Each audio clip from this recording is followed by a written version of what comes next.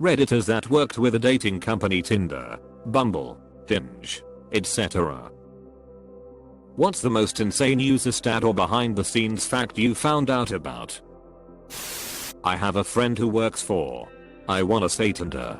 Anyway, the company isn't important. What is important is that her entire job is to remove inappropriate images. Her job is to look at dick pics all day. 5 days a week. That's all. No stat.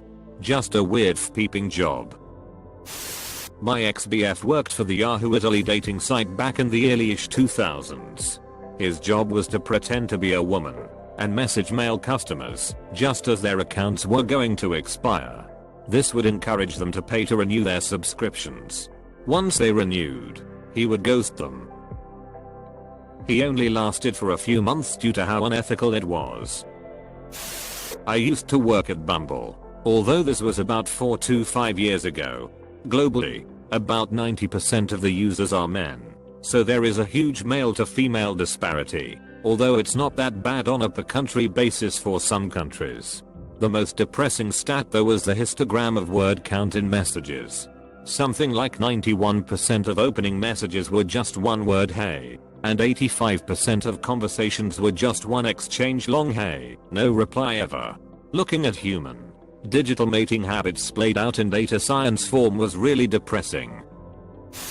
My old boss was the financial controller of a big dating site. He kept on seeing these big invoices for modeling agencies and initially thought it was because of the big parties they used to host. When he asked about it, it turned out it was just content for the fake profiles they created to lure in users. I ran operations for an online dating company notably not affiliated with Match. From database analytics I can tell you a few things. Men initiate contact around 80% of the time in straight matchmaking. And if you are a woman looking to date other women and you simply initiate contact with another woman, you have a good chance of success simply because it's very common for women to match, but then neither initiates contact. I think we were able to determine that it takes on average about 3 dates before sex happens. I don't recall how we worked that out. I'm not a data analyst. But presumably it was some keyword-based algorithm looking at chat messages. We got so many requests for information from the police that we had an informal system with them to save them from wasting time getting warrants for information about people who we didn't have data on. They would ask about a particular name/email/whatever other identifier and we would just say yes we have data about them or no we don't. And if we did they'd then go get the warrant to get a copy of it. The other thing I can tell you from our analytics that really shouldn't be at all surprising is to get some decent profile photos. Go get your talented friend or just hire a photographer to take some really nicely lit well composed photos of yourself and watch your match rate soar. I'd really be interested in what someone working at Ashley Madison or Gleason has to say. Well, Ashley Madison was sued by a lady who got carpal tunnel from writing up so many fake profiles.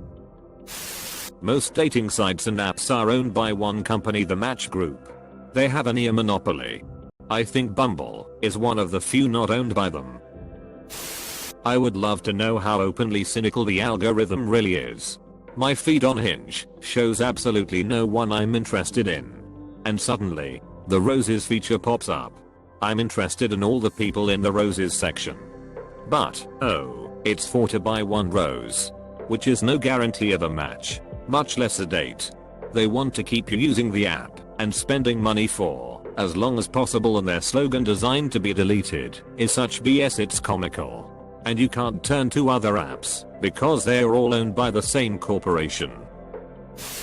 This was years ago now, but I used to work with a guy who had been an engineer for, he said, 99% of the profiles were inactive, and that 80% of the active profiles were men.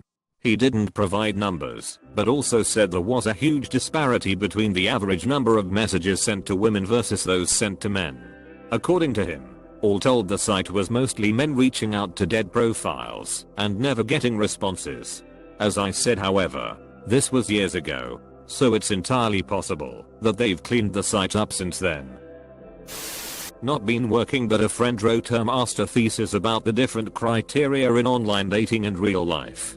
Almost half 43% the female participants who were in a relationship told they'd never have swiped right on their current partner. Other interesting results were that over 60% of men they wrote with on apps and agreed to go on a date would have no chance if they asked in real life. Undefined. As to the second point, I don't know exactly how she worded the question in the survey, but I like she was referring to clubs and the like. Lots of gay guys get banned from Grindr selling weed. Would get a lot of emails of why am I banned. Go to their profile and will say HMU for that. A couple met on the dating app I worked on. Unfortunately, the man passed away and the lady returned to the app where they met for remembrance. One day, a bug in the system made some profile likes to be sent again after months and she received one from her deceased boyfriend. Her bug report was heartbreaking.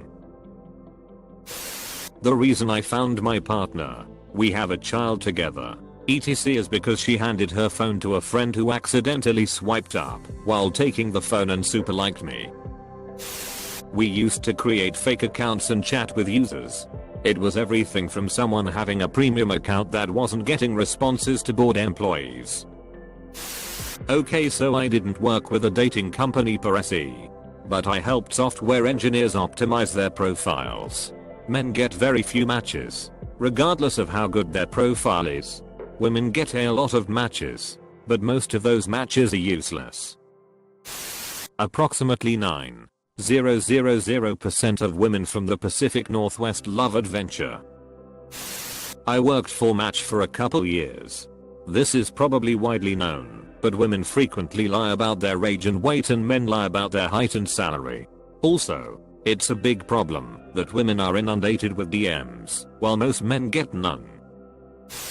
I never worked at OkCupid, but years ago I reported a few profiles, and then they made me a mod. There were more fake or scam profiles than dick pics.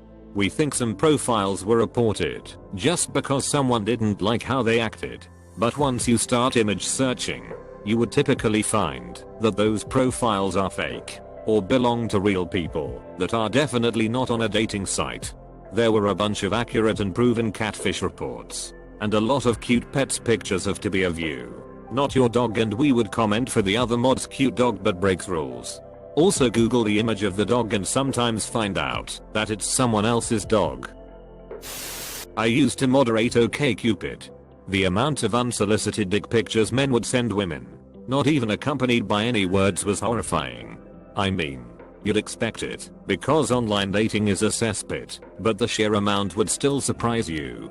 I had to look at each reported picture and say yes, that's a penis. A dude with over 2,000 right swipes and no matches. The creator of Got Cheated On. She left him for a man she met on OkCupid has a blog where they share some cool insights.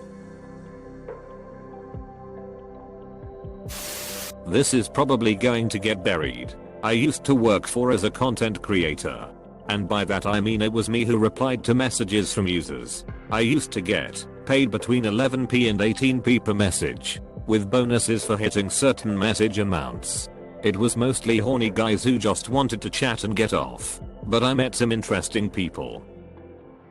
1. A 60s guy whose wife had died a few weeks prior. Hadn't had sex in years. Needed a release.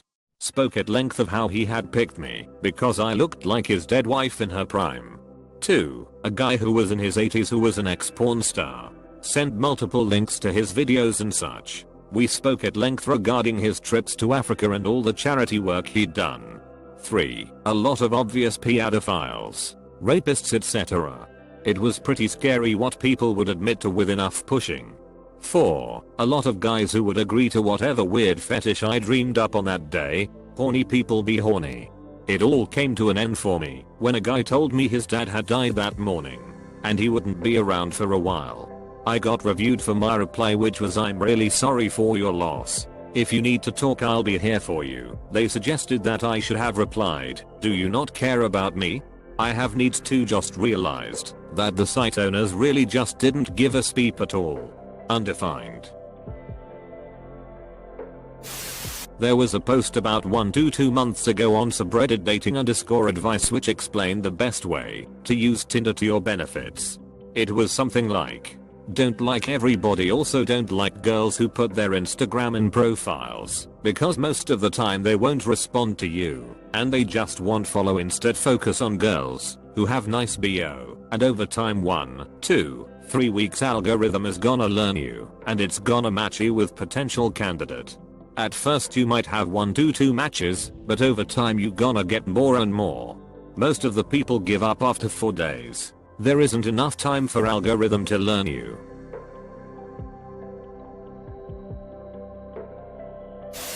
I tried to sign up for Match years ago, but they denied me because nobody in the system matched me. Most of the girls are bots to get male clients in. Fake profiles stolen right from FB. When the chick, if ever, signs up to a dating app with FB, her fake FB profile is deleted. I used to work at a dating site in the UK. I was on the tech side, but most of the staff was a group of young women who manually approved images and text changes to profiles. There was about 10 to 15 of them, and the turnover rate was about 1 a week. The work was just so mind-numbing.